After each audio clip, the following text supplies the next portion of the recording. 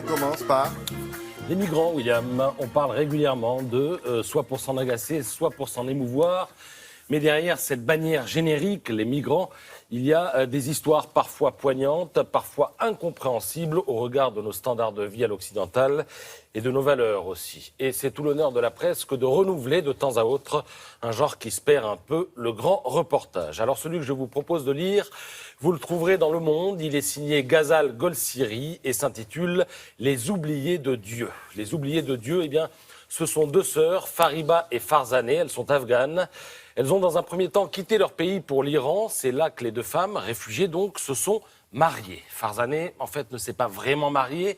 Elle s'est retrouvée mariée. Elle raconte les après-midi, je bossais à l'atelier de couture après l'école. Et puis un jour, de retour à mon travail, eh bien, mon frère m'a annoncé que j'étais désormais mariée. Elle avait 13 ans. Donc, c'est son frère qui la cède pour environ 4 000 €. Au passage, on apprend que le frère est recherché par la police iranienne pour avoir blessé quelqu'un. Notez-le, c'est important. Il s'enfuit en Grèce. Et c'est là que l'histoire devient ahurissante de bêtises et de cruauté.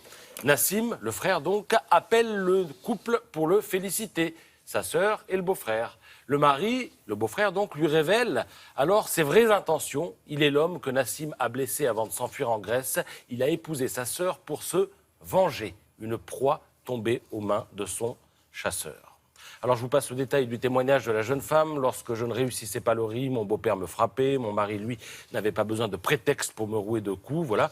On ne va pas épiloguer, mais je vous conseille la lecture de ce reportage. Il y est également question de l'autre sœur, Fariba, qui, elle, s'est enfuie à la première gifle. Les deux sœurs vivotent aujourd'hui en Turquie, à Istanbul, en transit entre un cauchemar et demain, peut-être, une vie où, enfin, on les respectera. Les migrants, je signale qu'il en est aussi question dans La Croix, après que le gouvernement a décidé le démantèlement de la jungle de Calais et la création de 9000 places d'hébergement sur tout le territoire. La Croix nous parle aussi immigration, mais immigration française. C'est-à-dire qu'on savait que les retraités français, souvent les plus modestes, avaient tendance à s'expatrier au Maroc, mais aussi au Portugal. Ils sont de plus en plus nombreux à s'installer au Cambodge. Il serait ainsi 2000 à profiter des largesses du Cambodge qui, contrairement aux pays voisins, et c'est l'avantage pour ces retraités, garantit aux étrangers l'accès à la propriété et la possibilité de créer une entreprise. La seule réserve, c'est le système de santé. Mieux vaut avoir une bonne assurance privée, selon La Croix. La curiosité du jour, la valise connectée à louer. Alors vous allez me dire comment ça marche. Eh bien, vous partez en voyage. Vous louez la valise, on vous la livre à la maison, vous y mettez vos petites affaires. Ensuite, elle est prise en charge par un prestataire. Mais cette valise est particulière. Elle est dotée d'une étiquette à encre électronique, la même que sur les liseuses.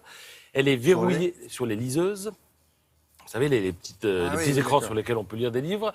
Elle est verrouillée avec un cadenas numérique, connectée et traçable. Elle vous alerte en cas de tentative d'effraction et vous savez en permanence où elle se trouve. Il faut dire que chaque année, la perte de bagages coûte plus d'1,5 milliard d'euros aux compagnies aériennes. Et c'est pour ça. Une valise, ça coûte cher. Pour l'instant, le prix n'est pas donné dans Le Figaro qui en parle ce matin. Mais les compagnies aériennes ont aussi intérêt à ce qu'on utilise ces bagages connectés parce qu'ils sont sûrs de ne pas les perdre. Ça sécurise, voilà. D'accord. Pour terminer, la une de l'équipe, on ne pouvait pas la manquer ce matin, la saison des vendanges.